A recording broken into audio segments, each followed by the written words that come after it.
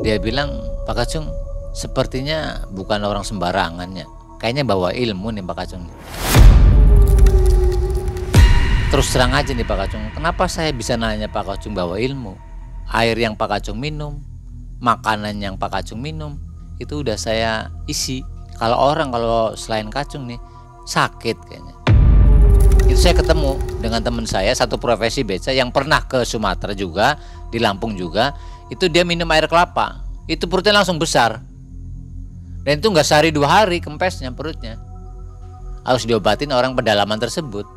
Jadi semacam apa Pak, santet gitu ya.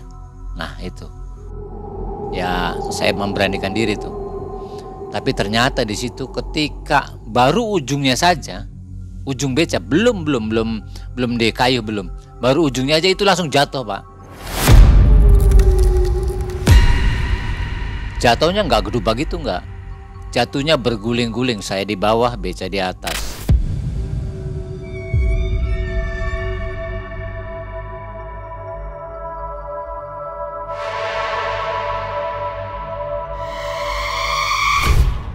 Kira-kira hasil dari 3 bulan 5 hari ini intisarinya apa Pak?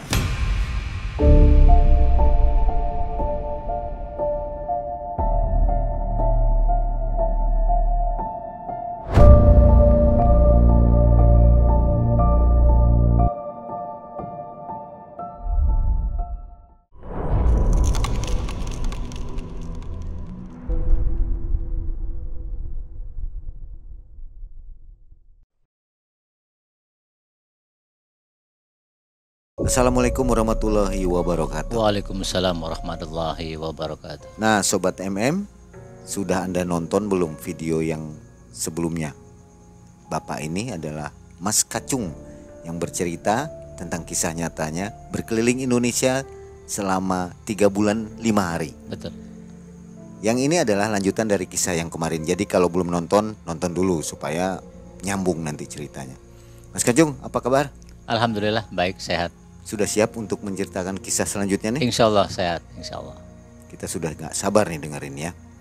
Baik, saatnya kita mendengarkan kisah Mas Kacung keliling Indonesia selama 3 bulan 5 hari. Silakan Mas Kacung.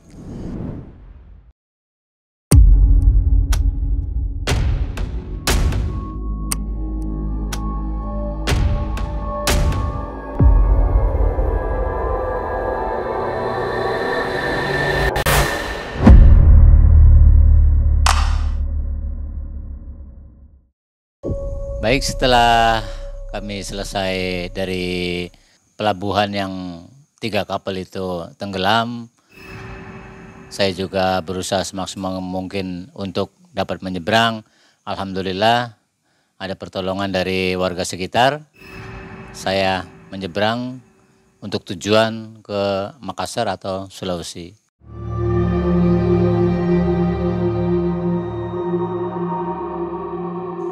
Dan alhamdulillah itu ketika saya mau ke Sulawesi, para kru, kaptennya juga, yang itu kapalnya kapal Bugis tuh Pak. Jadi dia sangat semangat untuk memberi pertolongan saya, saling bantu menaikkan beca. Dan alhamdulillah setelah itu kita naik, berjalan kapal itu, dan ternyata betul kapal-kapal yang tenggelam itu kalau melewatin selat itu, namanya Selat Awu itu, benar-benar gelombangnya besar. Dan itu juga saya terombang-ambing. Saya muntah 3 kali di situ. Tapi alhamdulillah setelah melewati gelombang itu aman. Dan ini dikarenakan kuasa Allah ya. Jadi mereka yang di situ, yang kru maupun kapten, itu sholat semua. Ketika waktu duhur sholat, asar sholat, maghrib bisa sholat semua. Dan alhamdulillah selamat. Itu kurang lebih menuju Sulawesi itu hampir saya 3 minggu. Kalau pakai kapal feri tidak sampai 3 minggu, paling 3 atau 4 hari. Cuma karena ini kapalnya kapal untuk menyuplai bahan bakar di pulau-pulau kecil, ada sembako dan sebagainya, itu jadi kita mampir-mampir. Yang tadinya saya rencana langsung ke Sulawesi, ke Makassar, ini saya mampir-mampir dulu. Ditunjukkan oleh Allah, nih ada pulau yang kecil di sini, di sini, di sini. Sampai ke Pulau Selayar, sampai ke pulau ada lagi yang kecil-kecil yang di peta itu, saya sampai di situ. Nah, setelah hampir 3 minggu, kurang lebih 1 hari sebelum nyampe Makassar itu, karena dermaganya si pelabuhan itu penuh, kapal-kapal pada bersandar, terpaksa ini kapal yang bagus ini tidak nyandar ke pelabuhan, masih di tengah-tengah.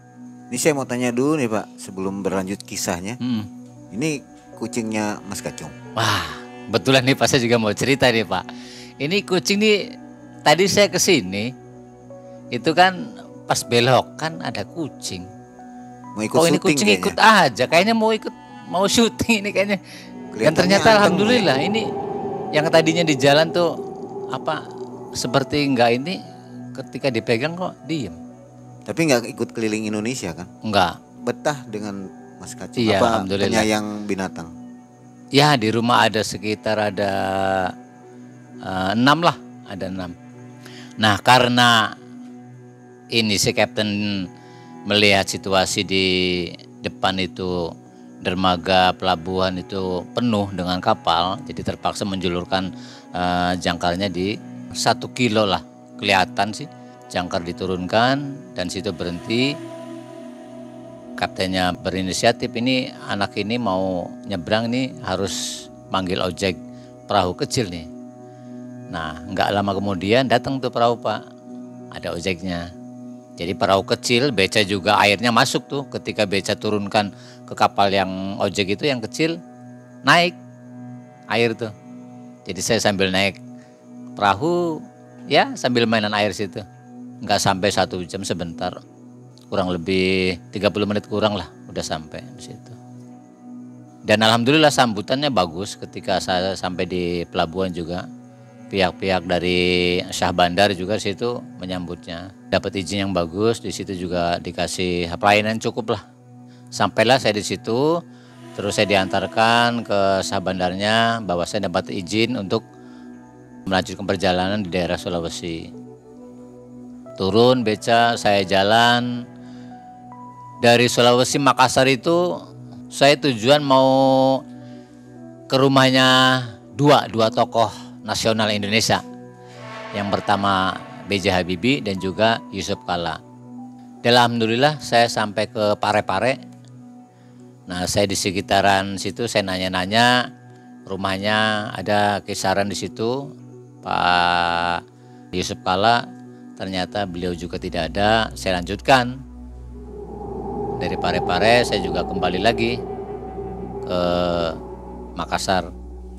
Dari Makassar itu untuk ke Kalimantan itu kurang lebih 5 hari lah. 5 hari dari Sulawesi ke Kalimantan. Mendarat di Kalimantan tuh yang pertama daerah Samarinda. Tujuan utamanya Samarinda, Tenggarong dan Balikpapan.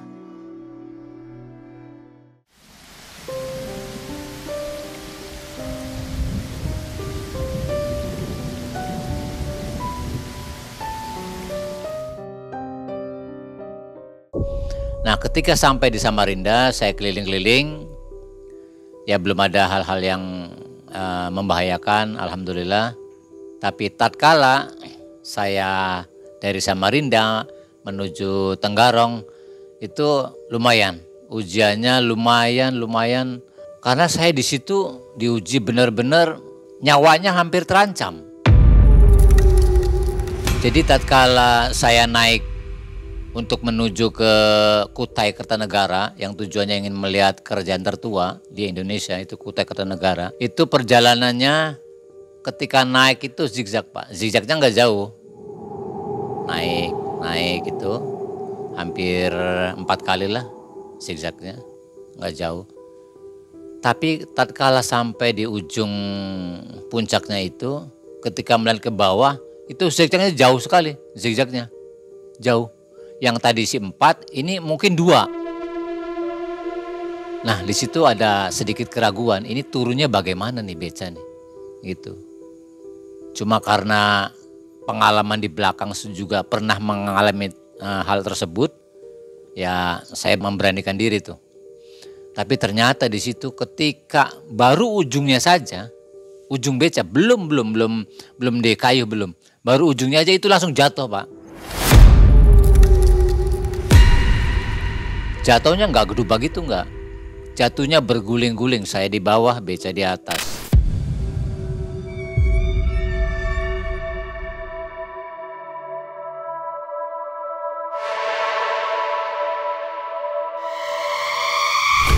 Saya di atas, beca di bawah.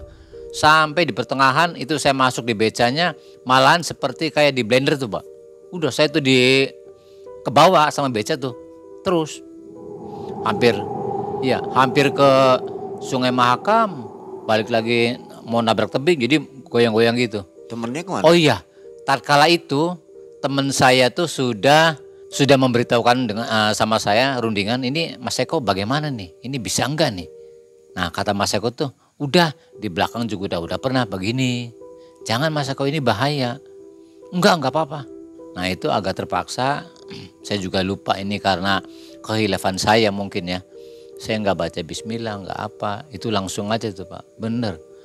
Begitu ujung beca ini sedikit keluar, langsung jatuh. Mas Ekonya sudah gelagatnya mau jatuh. Dia itu lompat.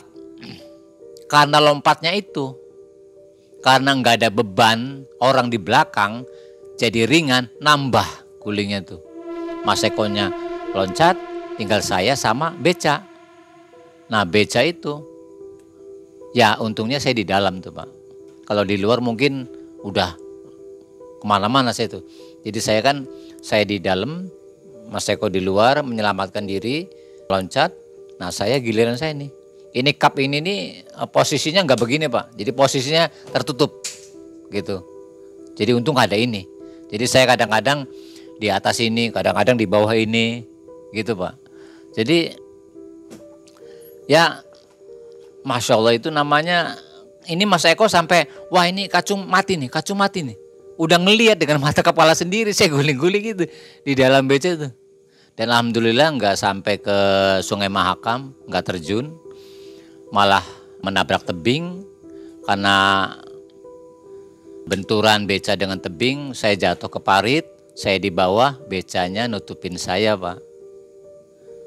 Nah itu tatkala saya mendapat musibah tersebut, saya di bawah, beca di atas, itu sempat ada motor lewat, ada orang jalan, ada mobil, dan itu saya minta tolong. Sama mereka semua minta tolong. Tapi sama sekali nggak ada yang memberi pertolongan. Cuek, cuma melihat udah. Tapi tatkala saya ingat sama Allah Subhanahu wa ta'ala, itu beca yang tadinya berat kayak kapas sendirian. Mas Eko masih di atas. Itu juga turunnya merembet-merembet di tebing. Takut nyelorok gitu. Jadi saya sendiri ngangkat. Jadi enggak ngangkat beca tuh. Enggak seperti ngangkat beca, enggak berat. Ketika saya ingat sama Allah, begitu istighfar, astagfirullahaladzim ya Allah, udah diangkat, selamat. Ketika udah naik ke atas, kan saya di parit, terus saya naik ke atas sama becanya dulu, terus saya ke atas. Nah itu kebetulan saya agak sakit sedikit, pas dilihat kakinya tuh berdarah, berlubang. Kayak nggak tahu ini kena benturan apa, tapi alhamdulillah saya berusaha semaksimal mungkin untuk bisa berjalan. Ketika saya turun ke bawah, alhamdulillah di situ ada ibu-ibu, entah dari mana, manggil, Pak sini, Pak sini, manggil. Itu, aduh sini. Udah saya samperin, ternyata ngelihat kaki saya itu kesakitan. Langsung saya diurut sama beliau. Ibu-ibu itu, saya nanya-nanya penduduk asli situ, saya nanya juga, ya masih ada, kalau di sini sih masih ada bau keturunan keraton lah, gitu beliau tuh. Diurut tuh Pak. Nah yang tadinya bengkak tuh, ya sekitar 5 menit lah, diurut sebentar, udah kempes lagi. Udah, terus saya melanjutkan perjalanan dari Tenggarong, itu saya balik lagi Pak, yang tadi turun, sekarang harus balik mau menuju Balikpapan tuh, kembali ke Samarinda lagi. Nah dari Samarinda itu ketika mau ke Tenggarong, yang bekas yang tadi yang saya jatuh itu saya laluin lagi. Jadi saya hati-hati, itu naiknya juga berat lagi. Enggak di jalan rayanya tapi minggir di dekat tebing. Saya sudah sampai ke atas yang tadi saya lalui jalan itu, udah ke Samarinda lagi. Mau ke Balikpapan, itu saya menemuin satu rute yang mau nggak mau saya harus lewat. Itu yang dinamakan Bukit Soeharto. Itu namanya jalannya juga kilometer 1, kilometer 2, sampai kilometer berapa situlah. Itu terkenal angker kan Pak ya, Bukit Soeharto? Lumayan kata Ada penduduk kejadian setempat. di situ Pak? Nah kebetulan ketika saya mau masuk saya perlu informasi dulu Pak. Kebetulan ada polisi hutan di situ. Saya nanya, Pak, ini saya mau nanya. Ini saya ini waktu jam 3 ini atau waktu setelah asar ini, saya mau masuk hutan ini. Kira-kira saya keluar hutan ini jam berapa? Nah kata petugas tersebut mungkin atau bisa dipastikan sebelum maghrib sudah keluar hutan. Gitu. Ya udah Pak, terima kasih kata saya atas informasinya, atas bantuannya. Ya, biar cuma ngasih nasihat, hati-hati aja, jangan lupa baca-baca katanya gitu. Ya udah saya Bismillah berangkat. Dari asar udahlah saya genjot lagi, saya kayuh lagi terus sampai di waktu maghrib belum nyampe. Ujungnya belum nyampe, masih jauh. Saya nanya nggak ada orang, hutan nggak ada. Udah jalan terus sampai jam Isya jam 8 masih belum kelihatan. Sampai kurang lebih jam 11 menjelang jam 12 itu datang gerombolan monyet Pak. Gedebuk langsung mengejar.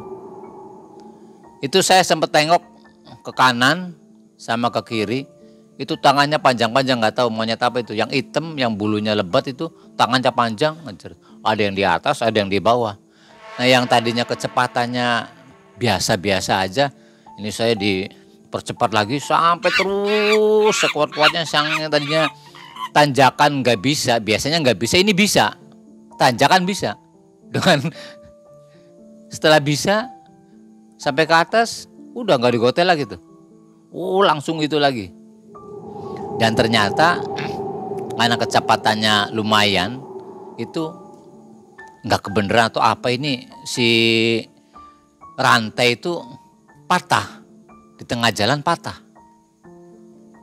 malam gelap. Jadi si rantai itu putus, itu sempat oleng becanya. Dan saya pegang rem, ternyata saya ngerem berhentinya pas di mobil yang lagi mogok, sedang diperbaiki. Dan beliau juga butuh bantuan di situ, sendirian. Tidak ada keneknya, cuma supir aja yang bawa truk. Kebetulan saya berhenti di situ. Jadi saya bisa bantu beliau, beliau juga bisa membantu saya. Mungkin ini takdir dari Allah, saya suruh ngebantuin bapak supir yang supir truk tersebut. Jadi saya bantuin itu dulu, supir udah bisa, udah jalan. Gantian bantuin beca saya tuh. Saya juga kebetulan ada si kunci, jadi kebetulan dia nawarin alat-alatnya, ya udah saya pakai aja. Dan alhamdulillah sayanya bisa jalan lagi. Si rantai saya pasang lagi sendiri, saya juga bawa alatnya untuk masang rantai tersebut, disambung lagi. Dan bapak itu juga bisa kembali normal lagi.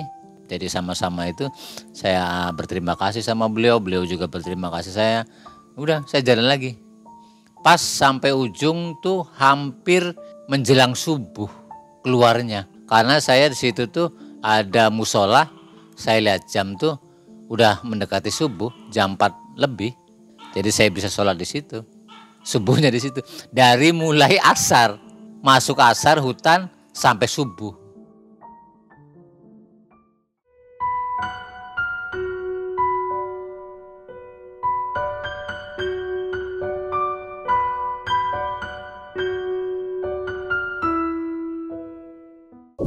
Saya nanya-nanyain dalam hati ini polisi hutan gimana ngitungnya gitu.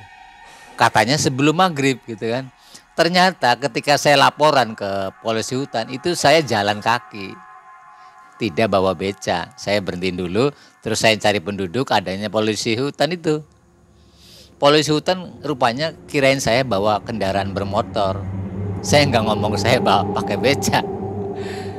Jadi kalau kendaraan motor ya mungkin bisa jadi dari asar sampai ke maghrib udah nyampe. Ini saya bawanya beca. Jadi wajar ketika berangkat asar nyampenya sampai menjelang subuh. Tapi di situ ada hikmahnya lah. Dan itu juga hampir-hampir apa namanya? Mungkin monyet yang di samping-samping bisa mengejar saya juga agar saya kecepatannya tuh bisa mengejar yang tadi mogok tadi mungkin. Saya sudah keluar dari hutan itu. Ini saya juga harus mengejar target, kira-kira duhur sudah sampai di Balikpapan. Iya, langsung Balikpapan. Nah, ternyata di Balikpapan juga banyak sekali hikmah lah. Saya nyampe di Balikpapan kurang lebih asar, jadi subuh sampai ke Balikpapan asar. Nah, pas sholat asar di situ kebetulan ketemu seseorang ya sebaya dengan saya lah. Di situ ngelihat kaki saya tuh besar. Jadi saya nggak terasa kadang gotel lagi tuh, ngayuh lagi kaki tuh, bengkak. Bengkaknya melebihi dari yang pertama. Nah bapak yang ngelihat saya setelah sholat asar itu merasa prihatin gitu, ngelihat kaki saya besar. Ternyata menawarkan diri untuk mengobati saya gitu. Dan alhamdulillah, cuma anehnya tuh Pak, yang diurut tuh tangan, padahal yang cedera tuh kaki. Tapi yang diurut tangan. Dan ketika diurut tuh justru yang berkeringat kaki. Tangan gak berkeringat, kaki yang berkeringat. Saya nanya ini bapak asli mana? Asli penduduk sini, Kalimantan. Oh, tadinya sih di Kutai, sekarang dinasnya di Balikpapan gitu. Nah dia masih asli suku Dayak juga orang tuanya. Nah ketika itu ngasihlah kartu nama gitu, barangkali nanti ada sesuatu di kampung Mas, katanya nanti insya Allah dari jarak jauh bisa gitu. Udah saya berkenalan dengan beliau dan alhamdulillah saya juga ketemu seseorang yang satu kampung dengan saya di Cirebon. Dan itu alhamdulillah sangat mudah dibantu untuk menyeberang ke daerah selanjutnya. Dari Kalimantan Balikpapan tersebut, saya itu rencana mau langsung ke Sumatera. Cuma karena via langsung ke Sumatera nggak ada jalurnya, itu jadi termaksa melalui Jakarta. Jadi Kalimantan via Jakarta langsung ke Sumatera. Setelah itu sudah dinaikkan kapalnya bareng sama mobil-mobil yang besar, masuk bagasi, udah saya pamitan, tidak ada kejadian apa-apa. Biasa normal, saya ke Jakarta Pak, kurang lebih dari Balikpapan tuh cuma 2 hari. Nah di situ langsung ke Tanjung Priuk. Ke Tanjung Priuk dibantu sama ABK juga, sama kru-krunya, sama kaptennya juga dikasih arahan. Nanti juga jalur-jalurnya dikasih tahu sama beliau. Nah udah sampai ke dermaga, ini saya tujuan utamanya saya mau ke Istana Presiden. Itu saya melewati yang namanya Jalan Gatot Subroto. Tujuan saya mau ke SCTV dulu, saya mau keberadaan saya itu diketahui oleh masyarakat. Nggak mungkin saya semua gitu, jadi harus melalui stasiun televisi gitu. Ternyata sebelum ke SCTV itu ada petugas Kamtibmas dari Satpol PP, ada gabungan. Saya diberhentikan dari depan, dari belakang. Selamat siang Pak, selamat siang kata saya. Bapak tahu nggak di Jakarta sekarang kan sudah bebas beca. Kenapa Bapak melanggar ketentuan yang sudah berlaku? Maaf Pak, ini saya juga ada izin dari, kebetulan saya udah ke Polda Metro Jaya. Saya tunjukin surat izinnya dari Polda Metro Jaya. Alhamdulillah beliau-beliau mengerti. Bahkan dikasih uang saku juga. Ya udah silakan ke Jakarta. Sini bebas keliling-keliling gitu. Ya, alhamdulillah lancar. Saya juga ke SCTV dulu gitu. Kebetulan kru-krunya lagi pada nggak ada semua sih, lagi pada makan, pada apa, ada yang lagi syuting, jadi pada sibuk. Ya udah saya cuma mampir aja. Terus langsung ke daerah Istana Presiden. Di situ saya melalui ring 1, lapor dulu ring 1 Pak, keperluannya apa dan sebagainya. Ring 2, ring 3, baru itu saya ditemuin karena presidennya tidak ada, saya ditemuin dengan sekretaris negara, itu juga perwakilannya. Saya diantarin ke ruang bawah tanah, perpustakaan dan sebagainya. Saya alhamdulillah lah di situ. Dan saya baru tahu itu yang namanya penjagaannya lumayan lah. Ada ring 1, ring 2 gitu. Setelah itu rencana mau ke Sumatera. Itu yang tadinya dari Jakarta Pusat, yang tadinya mau langsung ke Sumatera, saya jadi sampai keliling-keliling dulu Pak. Bukan karena saya sengaja mau keliling-keliling, tapi kayaknya Allah nih punya tujuan lain nih. Jadi saya yang tadinya pengen cuma 2 hari, ini sampai 1 minggu di Jakarta.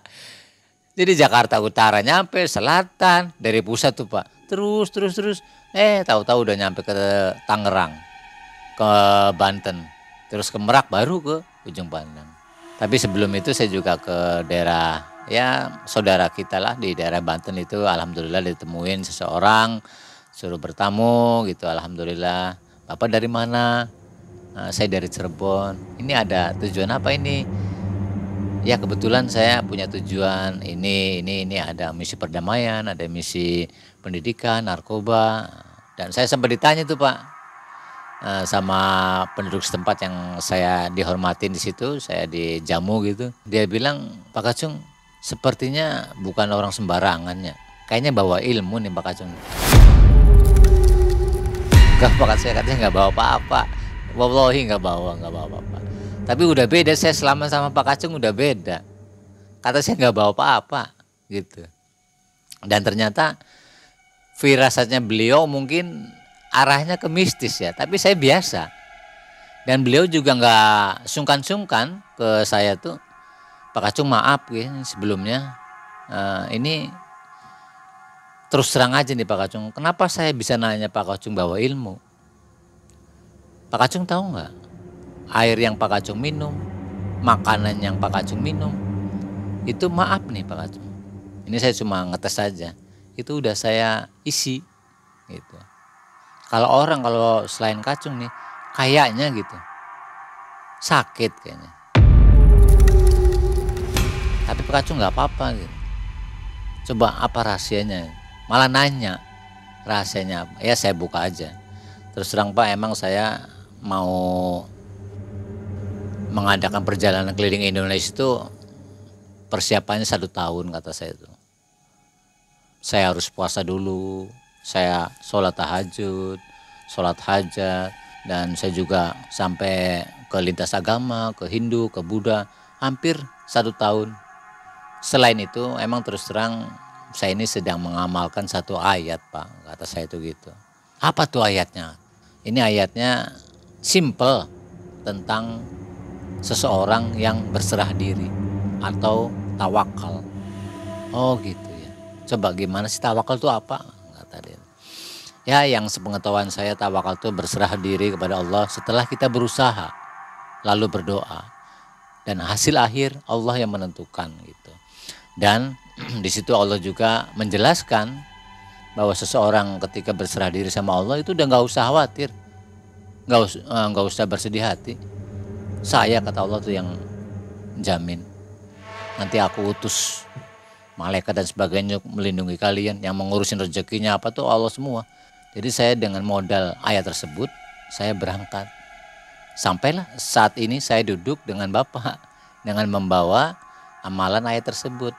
Dan ternyata setelah saya bertamu di Bapak, saya memakan atau minum sajian dari Bapak, saya nggak lupa karena amanatnya dari sesepuh di Cirebon tuh jangan lupa.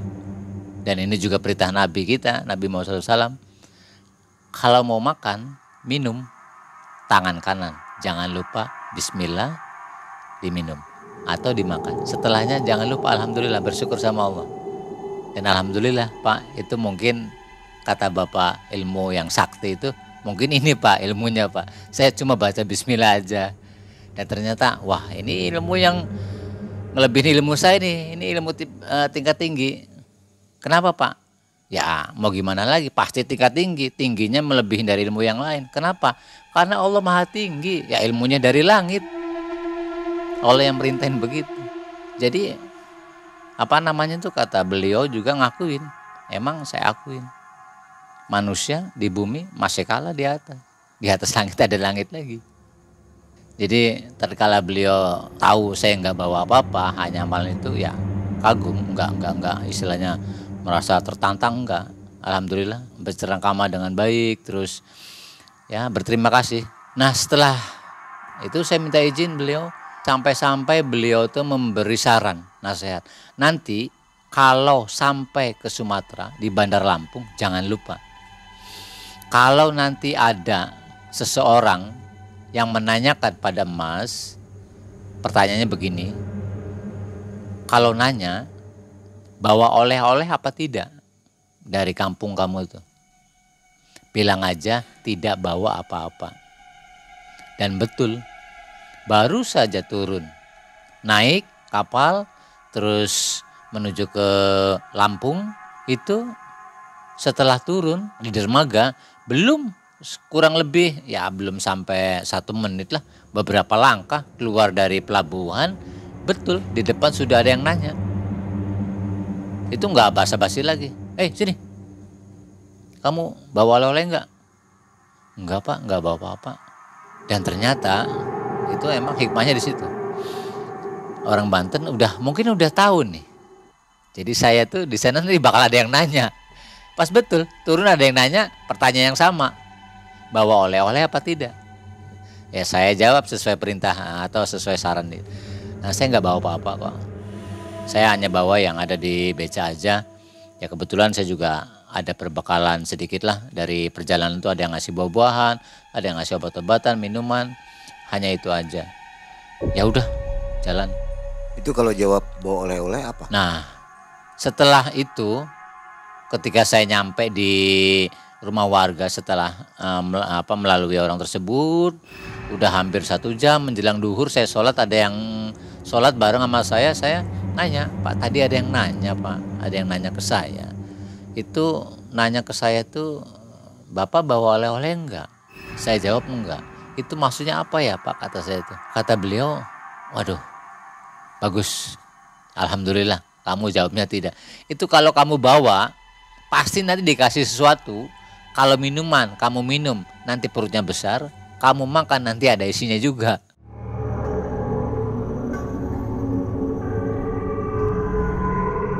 Dan betul ketika saya itu, ini ceritanya singkat cerita, saya sampai Cirebon, itu saya ketemu dengan teman saya satu profesi beca yang pernah ke Sumatera juga, di Lampung juga. Itu dia minum air kelapa. Dia bertamu ke daerah Sumatera, terus dia minum, itu perutnya langsung besar. Dan itu nggak sehari 2 hari kempesnya perutnya. Harus diobatin orang pedalaman tersebut. Jadi semacam apa Pak, santet gitu ya. Nah itu. Harus jawabnya seperti itu ya. Iya. Nggak bawa Jadi oleh-oleh. pokoknya kalau misalnya Bapak, saya atau siapapun kalau nyampe daerah sana hati-hati. Itu yang nanyanya siapa Pak? Siapa saja sana pasti kalau yang memiliki apa istilahnya kelebihan atau ilmu dan sebagainya, kalau ingin mengetes tamu atau orang-orang luar daerah, pertanyaannya tersebut. Pertanyaannya bawa oleh-oleh enggak? Kalau jawabannya bawa, itu mungkin dites. Jadi oleh-oleh itu dia mempan atau tidak gitu. Yang oleh-oleh itu ilmu kesaktian. Jadi kalau kita bilang bawa, ini kalau saya nih bawa, itu udah diminum tuh sama saya. Kalau sayanya misalnya itu enggak apa-apa, nanti ada percobaan yang lain. Terus sampai sayanya kena. Gitu. Kalau sekali udah kena ya udah, tinggalin, nggak diobatin. Kayak teman saya tuh, ketika perutnya besar minta tolongnya sama orang pedalaman situ, orang Baduynya. Nah setelah itu udah dalam perjalanan juga saya ketemu polisi hutan lagi. Saya nyampe di pos polisi hutan itu sekitar jam menjelang maghrib juga. Ya saya sengaja mampir dulu sebelum saya lewat ke sana. Itu saya lapor dulu, Pak selamat siang. Ini saya mau melanjutkan perjalanan. Ini saya harus masuk hutan lagi nih. Ini namanya daerah Tulang Bawang Pak. Nah daerah situ saya nanya, Pak ini saya mau ke daerah Tulang Bawang. Kira-kira saya ke sana aman nggak? Aman sih aman. Kalau beruntung. Loh kenapa Pak?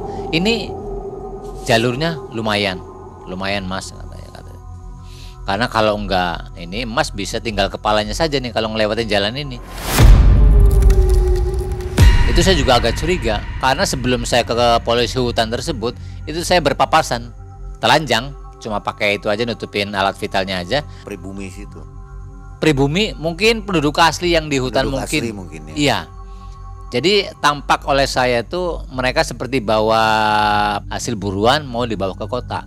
Cuma di daerah perbatasan tuh saya ketemu sama mereka tuh ketemu. Yang perempuannya telanjang dada aja, ininya cuma gitu. Yang ada yang bawa anak panah, ada yang bawa tombak gitu ya. Saya kelewatan. Cuma itu ya mepet sama saya tuh. Cuma beliau tuh yang orang-orang yang daerah pedalaman tuh seperti nggak ngelihat saya, biasa aja gitu. Dan alhamdulillah saya nyampe ke polisi hutan.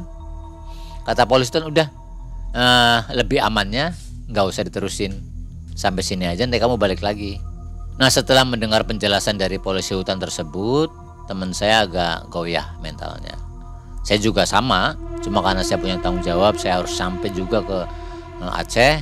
Tapi desakan dari teman saya, ini lebih baik jangan diteruskan. Karena emang Aceh lagi lumayan, sekitar tahun 2005-2006 lumayan. Ada bom Bali 1, bom Bali 2, di Acehnya juga lari ribut, di Malukunya, di Ambonnya, semua pada ribut. Makanya saya berangkat tuh lagi gitu, keadaan Indonesia lagi lumayan. Jadi saya tuh berinisiatif untuk menyuarakan lah bahwa saya rakyat kecil pingin perdamaian, pingin bersatu. Walaupun berbeda-beda suku dan sebagainya, sama warga negara Indonesia. Makanya saya agak kaget ketika di Bali itu warga setempat, kamu orang Jawa ya? Bukan, saya orang Indonesia. Mungkin kalau dulu kerajaan mungkin ya Jawa, Sumatera punya kerajaan. Ini Indonesia, Republik Indonesia kata saya itu. Saya warga Indonesia. Saya ingin tahu daerah-daerah semuanya. Ya udah, kamu ke sana. Tapi saya nyadarin karena itu meletusnya bom Bali 1. Karena taunya kan kelompok-kelompok Khawarij atau pengebom dari Amrozi dan kawan-kawan tuh taunya orang Jawa. Padahal saya tuh Cirebon tuh Jawanya jauh. Itu kalau saya Jawa Cirebon tuh Jawa Barat, kalau Amrozi daerah Jawa Timur. Beda. Itu. Ini maaf gitu, saya sebut ada Amrozi dan sebagainya, ini simbol aja lah. Tapi ternyata hikmahnya banyak.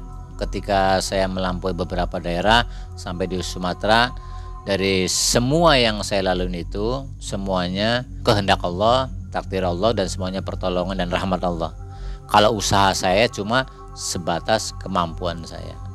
Terbukti saya bawa 200.000, alhamdulillah. Uang 200 tidak terpakai. Istri di rumah, ada yang membantu, tetangga dan sebagainya, dan uangnya juga utuh juga. Alhamdulillah. Ya, 2 orang tuh seperti dijamin sama Allah lah.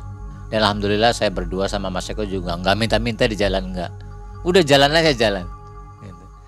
Jadi setelah singkat cerita udah sampai ke Tulang Bawang, saya tidak diizinkan oleh polisi hutan. Terus teman saya sama saya juga rundingan, ini gimana? Ya udah, demi keselamatan, keamanan kita, supaya saya dapat bercerita ke teman-teman di rumah, udah kita balik aja. Udah hasil musyawarah, mufakat, udah balik. Dikhawatirkan barangkali di Aceh percuma ke sana juga lagi ribut gitu. Jadi saya putuskan, udah saya balik lagi. Ini bagaimana nih baliknya nih? Apa naik mobil? Apa naik beca lagi? Udah naik mobil aja, nyari penumpang. Ya udah, cari penumpang aja. Jadi itu naik mobil supaya nanti ketika masuk ke kapal tuh saya beserta mobil udah masuk. Nggak perlu izin lagi, saya udah truk dan mobilnya udah masuk satu paket gitu rencananya. Dan alhamdulillah dari Sumatera tuh ke Jakarta lagi, dari Jakarta menuju daerah Bandung.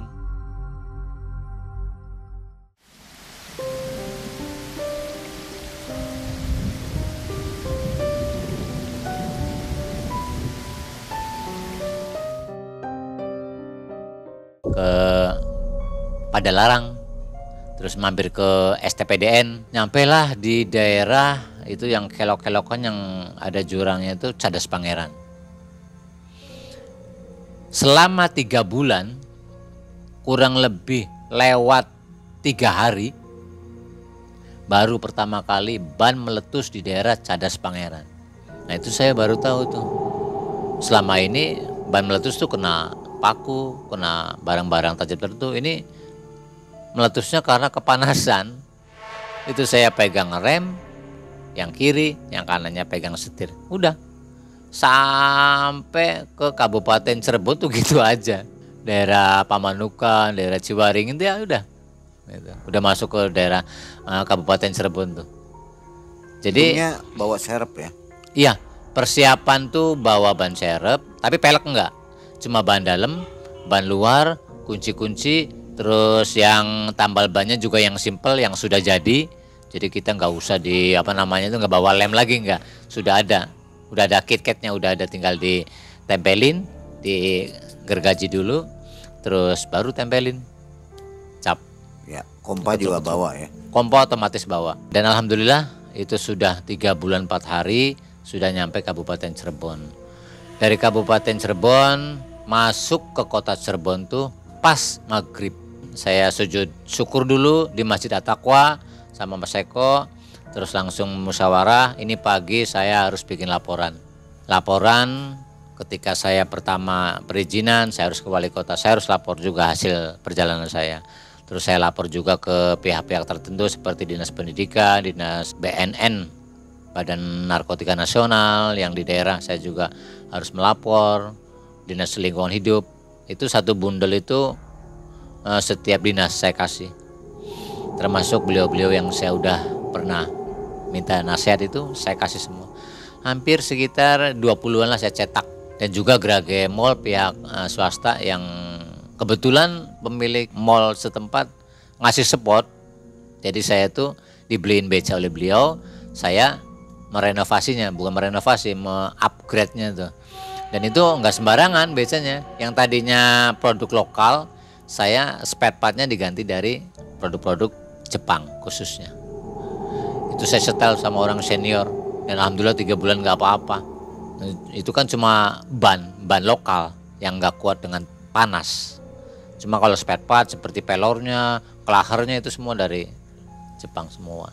Semenjak itu setelah selesai memberikan apa namanya itu laporan-laporan, selesai, udah syukuran, saya berdua udah itu saya sama Mas Eko berpisah. Artinya berpisah tuh kita istirahat dulu. Nah nggak berapa lama karena dulu juga saya cuma punya handphone jadul lah. Mas Eko nggak punya sih. Jadi nggak ada komunikasi saya Mas Eko sampai sekarang. Sampai sekarang belum ketemu lagi. Dari 2006 sampai 2023 ini saya belum ketemu. Ya mungkin karena kesibukannya beliau, saya juga kesibukan di sini. Mudah-mudahan masih daerah Kertasmaya, Indramayu, mudah-mudahan.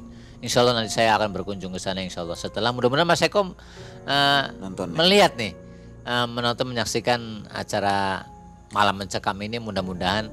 Atau mudah-mudahan yang pernah saya temuin di daerah-daerah mudah-mudahan melihat acara ini ya sharing aja. Bisa nanti ke channel Malam Mencekam ya. Nanti bisa komen-komen, nanti insya Allah dibalas gitu. Oke. Baik, Sobat MM nanti komen di bawah ya. Silahkan, nanti akan dijawab oleh insya Allah nanti saya jawab. Kacung ya. Ya. Soalnya saya juga ini ada rencana lagi. Kalau ada yang menyanggupi dari pihak sponsor, dari pihak manapun untuk, karena siap berangkat. Ini ya. Saya sebenarnya itu di kop suratnya atau judul besarnya itu buat keliling Indonesia. Itu keliling dunia. Etapa pertama keliling Indonesia, etapa kedua keliling Asia dunia. Tenggara, etapa ketiga Asia, nanti baru itu ke Eropa. Oke, nanti kalau ada rencana sudah siap, MM Malam Mencekam siap support Pak. Insya Allah, mudah-mudahan ada yang mensupport ini dari siapa aja lah. Saya minta apa namanya kritika atau nasihat atau bantuan, nanti bisa di channel Malam Mencekam bisa komen-komen gitu. Ya, kira-kira hasil dari 3 bulan 5 hari ini intisarinya apa Pak? Sampaikan kepada penonton Malam Mencekam. Ini untuk kita ketahui bersama, sesungguhnya ini satu pelajaran yang berharga yang saya sendiri tidak didapatkan di sekolahan formal, baik di SD, SMP, tahunya cuma gambar sejarah-sejarah, dan saya membuktikan sendiri keadaan bagaimana di tempat-tempat yang dulu ada di sejarah itu. Saya alhamdulillah ke sana di daerah-daerah gitu ya. Dan ini merupakan yaitu satu lagi pelajaran berharga buat kita, bahwa sesungguhnya hakikatnya hidup ini tidak serta-merta karena keahlian kita, karena kemampuan kita, tidak. Kita hanya cuma berusaha. Semuanya itu dari mulai kita tidur, makan, bekerja, itu Allah yang memberi kekuatan semua. Ini semuanya ini sudah tertulis. Termasuk keberadaan saya di sini itu sudah ada di Lauhul Mahfuz. Jadi kita nggak usah khawatir. Makanya saya titik beratkan di sini, semua yang mungkin ini pada melihat acara ini, kita harus bertawakal atau berserah diri sepenuhnya kepada Allah. Yakin seyakin-yakinnya, saya telah membuktikan dengan sendiri 3 bulan 5 hari saya bawa duit 200 dan 200 tidak terpakai sama sekali. Saya dijamin sama Allah selama 3 bulan 5 hari itu, makan dari pagi, siang, malam, sampai jajannya, sampai uang jajannya dipenuhi sama Allah semua. Tapi ini harus dicatat, nggak serta-merta Allah jamin begitu aja. Ada ikhtiar, ada usaha, sekecil apapun. Pokoknya yang penting keluar dari rumah, bismillahirrahmanirrahim, la haula wala quwata illa billah. Kalian bekerja, yang dagang-dagang, yang usaha, yang penting jujur di dalam pasar atau jualan. Kita sebagai pekerja juga harus, kalau karyawan harus taat sama atasan, atasan harus mengayomin bawahan gitu. Oke, gimana Sobat MM? Mantap kan kisah perjalanan dari Mas Kacung? Luar biasa, semua sudah disimpulkan tadi. Mudah-mudahan menjadi manfaat dan renungan untuk kita semua. Ikhlas dan bertawakal kepada Allah Subhanahu wa Ta'ala. Kuncinya itu ya. Iya, ikhtiar, berdoa. Ditambah ikhtiar dan berdoa. Terima kasih Mas Kacung atas kisah Sama-sama. Saya juga berterima kasih banyak telah memberikan kesempatan buat saya untuk sama-sama berbagi cerita. Ya. Ini mudah-mudahan bermanfaat buat kita semua. Silakan. Amin ya robbal alamin. Berkomentar di bawah. Insya Allah Mas Kacung akan ikut menjawab di videonya. Insya Allah. Sampai Dengan jumpa senang hati. di video yang lainnya. Assalamualaikum warahmatullahi wabarakatuh. Waalaikumsalam warahmatullahi wabarakatuh.